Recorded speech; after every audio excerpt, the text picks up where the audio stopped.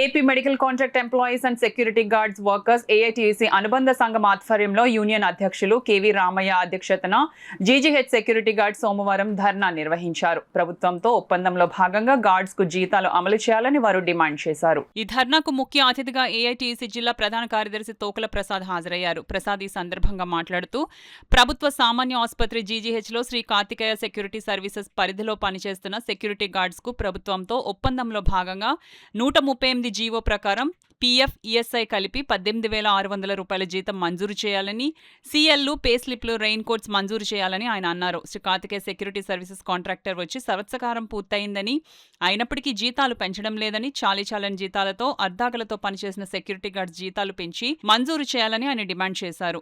ధర్నా అనంతరం Shri Karthikeya security services contractor వారికి GGH superintendent వారికి సమస్యలతో కూడిన వినతిపత్రం అందజేశారు. ఈ కార్యక్రమంలో ప్రధాన కార్యదర్శి ఎన్ అనిల్ కుమార్, వెంకటేష్, లోవా, రామలక్ష్మి, జాను, కాటూరి రాజు, అనసూయ, అప్పన్న, శాంతి, కుమారి తదితరులు పాల్గొన్నారు. ఇవాళ చాలీచాలన జీతాలతో అర్ధాకులతో అలమటిస్తూ పనులు చేస్తా ఉన్నాం. ఒక పక్క నిత్యావసర ధరలు ఆకాశాన్ని అంటుతా ఉన్నాయి. జీవో ప్రకారంగా మా జీతాలు పెంచాలి, కనీస వేతనాలు 18,600 రూపాయలు అమలు చేయాలని చెప్పేసి మేము కోరుతా ఉన్నాం. ఇక రెండోదిగా సిఎల్స్ మంజూరు చేయడం లేదు. గత కాంట్రాక్ట్ ఇంప్లిమెంటేషన్ చేశారు, ఈ కాంట్రాక్ట్ ఇంప్లిమెంటేషన్ చేయట్లేదు. సిఎల్స్ తక్షణమే అమలు చేయాలని చెప్పేసి కోరుతా ఉన్నాం.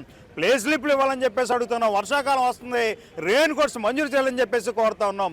ఇక ముఖ్యమైనది, ప్రశాంతంగా ఉన్న జీజీహెచ్లో గొడవలు సృష్టిస్తూ, అల్లకొలాలు సృష్టిస్తూ అనేక రకాల వర్గాలుగా తయారై మహిళలపై దాడులు చేస్తూ ఉన్నారు. దాడులు చేసిన వారిని ప్రోత్సహించొద్దు, విధులకు బహిష్కరణ చేయాలని చెప్పేసి మేము డిమాండ్ చేస్తూ ఉన్నాం. అలాగే హాస్పిటల్ సూపరింటెండెంట్ వారు ఈ ప్రభుత్వ ఆసుపత్రులకి స్పెషల్ ఆఫీసర్ డిప్యూటీ కలెక్టర్ గారిని అన్ని హాస్పిటల్లో పర్యవేక్షణ చేశారు. అయ్యా, మీకు ఒకటే చెప్తా ఉన్నాం, హాస్పిటల్ ప్రిన్సెస్లో ఏదైనా జరిగితే వాటిని వెంటనే పరిష్కరించడానికి మీరు ముందుకెళ్ళాలి. మిమ్మల్ని దానికోసమే నియమించారు.